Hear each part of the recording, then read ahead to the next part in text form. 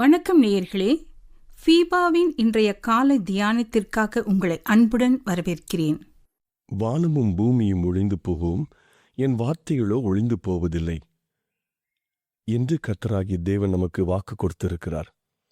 அவர் சொன்னால் அது அப்படியே நடக்கும்.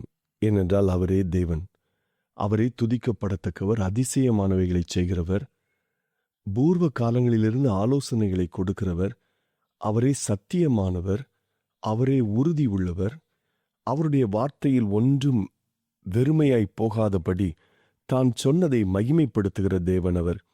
அவருடைய வார்த்தையிலே நமக்கு அடைக்கலம் உண்டு, அவருடைய வார்த்தையிலே நமக்கு பலன் உண்டு, அவருடைய வார்த்தையிலே நாம் நெருக்கப்படுகிற நேரங்களிலே நமக்கு திடனும், பெருவெள்ளத்துக்கு தப்பும் அடைக்கலமும், வெயிலுக்கு ஒதுங்கும் நிழலுமாயிருக்கக்கூடிய ஒரு கிருபை நமக்கு உண்டு.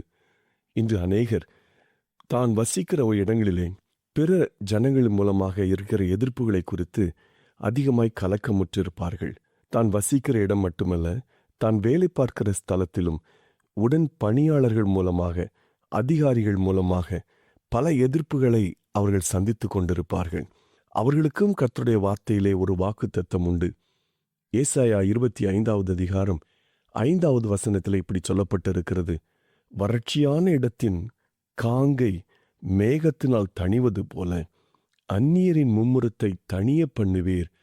மேகத்தின் நிழலினால் வெயில் தணிகிறது போல பலவந்தரின் ஆரவாரம் தணியும் என்று சொல்லி, ஒருவேளை நீங்கள் மிகுந்த மனக்கலக்கத்தோடு பெரிய பெரிய பணக்காரர்களோடு, அதிகாரிகளோடு போராட முடியாமல் உங்களுடைய பலனற்று போய் அடைக்கலம் இல்லாமல் தவித்து கொண்டிருக்கிறீர்களா? தூக்கத்தை இழந்து உங்களை நீங்களே வெறுத்து போயிருக்கிறீர்களா? மனக்குழப்பத்திலும் மிக கடினமான சூழ்நிலைகளிலும் கடந்து போய் கொண்டிருக்கிறீர்களா? உங்களுக்கு கர்த்தருடைய வார்த்தை இந்த வருடத்தினுடைய துவக்கத்திலேயே கிடைக்கிறது. பாருங்கள், அந்த வார்த்தை சொல்கிறது, வறட்சியான இடத்தின் காங்கை மேகத்தினால் தணிவது போல. வறட்சியான இடத்தினுடைய அதிக வேட்கை, அதிகமான ஒரு தாகமானது, அந்த வறட்சியினுடைய கொடுமை மேகத்தினால் தணிந்து விடுமாம். அந்நியரின் மும்முரத்தை தணிய பண்ணுவீர் என்று இருக்கிறது.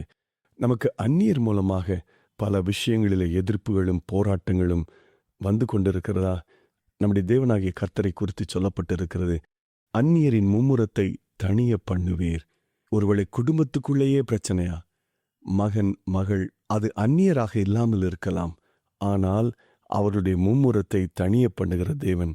நான் விசுவாசியாய் இருப்பதனால் இந்த விஷயங்களெல்லாம் நான் செய்வதில்லை, கர்த்தர் எனக்காக யுத்தம் பண்ணுவார் என்று பொறுமையாய் காத்திருக்கிறீர்களா?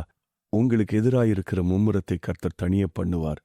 இன்னும் தொடர்ந்து அந்த வசனம் சொல்லுகிறது, மேகத்தின் நிழலினால் வெயில் தணிகிறது போல் பலவந்தரின் ஆரவாரம் தணியும்.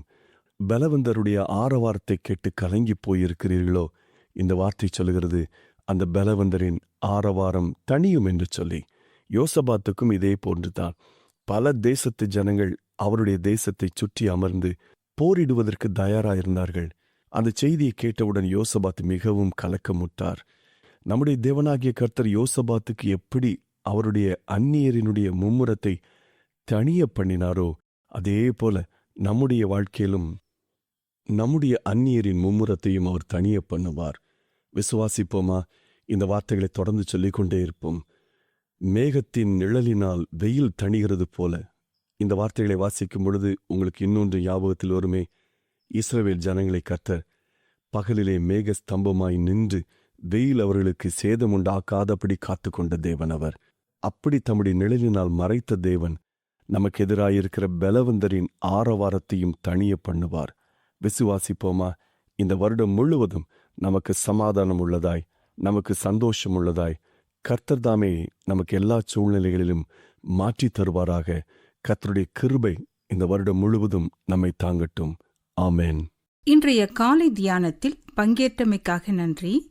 உங்களது கருத்துக்களை பகிர்ந்து கொள்ளவோ மேலும் விவரங்கள் அறிந்து கொள்ளவோ 9458585042 என்ற எண்ணிற்கோ அல்லது info@fibaonline.org தொடர்பு கொள்ளவும்.